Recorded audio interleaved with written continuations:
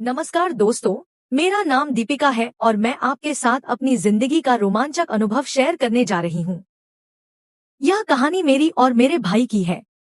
यह उन दिनों की बात है जब मैं 17 साल की थी और मेरे भाई तकरीबन 22 साल का आई सतीनीस तक 22 साल के थे, क्योंकि भाई मुझसे 5 साल का बड़े थे। हम दो भाई बहन ही थे। हमारी यह छोटी सी फैमिली हंसी खुशी जिंदगी गुजार रही थी। भाई ने एमआई किया हुआ था और वह एक स्कूल में टीचर थे। इसलिए मम्मी ने मुझे कहा कि अपने भाई के पास ही बैठकर पढ़ लिया करो। तेरा भाई टीचर है और इससे बेहतर आपको कोई नहीं पढ़ा सकता। मैं भी मम्मी की बात मान गई थी और भाई के पास ट्यूशन पढ़ना शुरू कर दिया था। मैं सुबह 90 बजे कॉलेज जाती थी और तकरीबन 2 से बजे कॉलेज से वापस आकर 1 से 2 घंटे सो जाती थी और भाई भी उसी वक्त स्कूल से वापस आ जाते थे और वह मुझे ट्यूशन पढ़ाने बैठ जाते थे। मम्मी अक्सर अपने कामकाज में मशरूफ रहती थी। मैं और आकाश भाई बैठकर स्टडी करते रहते। कुलदीप भाई मुझे पढ़ाते और मैं उनसे अक्सर बातचीत भी करती रहती, पर उनके साथ काफी अटैचमेंट थी। दिन हंसी-मजाक में गुजर रहे थे। एक रात मुझे भाई के साथ पढ़ते हुए तकरीबन रात के 10 सज की सारे समी बज रहे थे। मम्मी जल्दी अपने कमरे में सो गई थी। मैं ऊपर वाले कमरे में बैठकर भाई के साथ पढ़ती थी और मम्मी नीचे वाले कमरे में अक्सर जल्दी सो जाती थी, क्योंकि मम्मी घर का सारा कामकाज करती थी और वह रात को जल्दी सो जाती थी।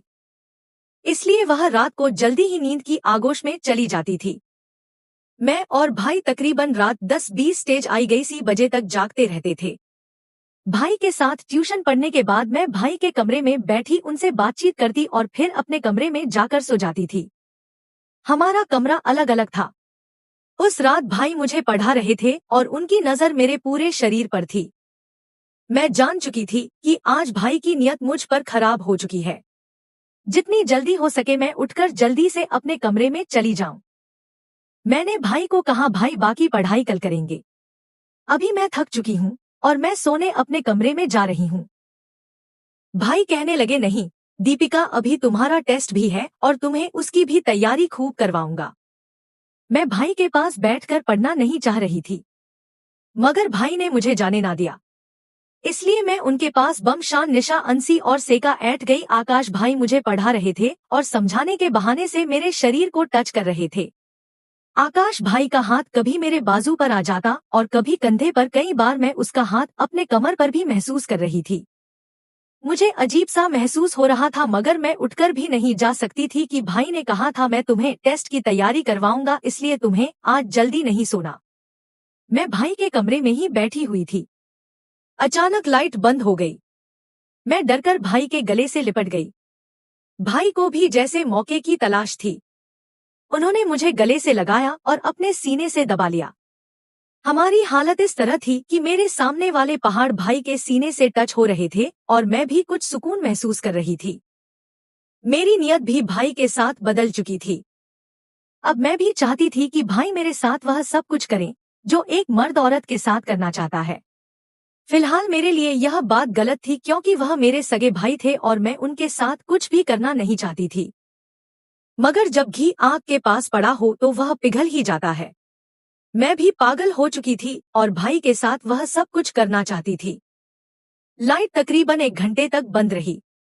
1 घंटे में हमने कई बार एक दूसरे को सुकून दे लिया था और हम तमाम उम्र के थकावट उतर चुके थे। भाई मेरे साथ सब हदें पार कर चुके थे और मुझे उस बात की शर्मिंदगी भी थी।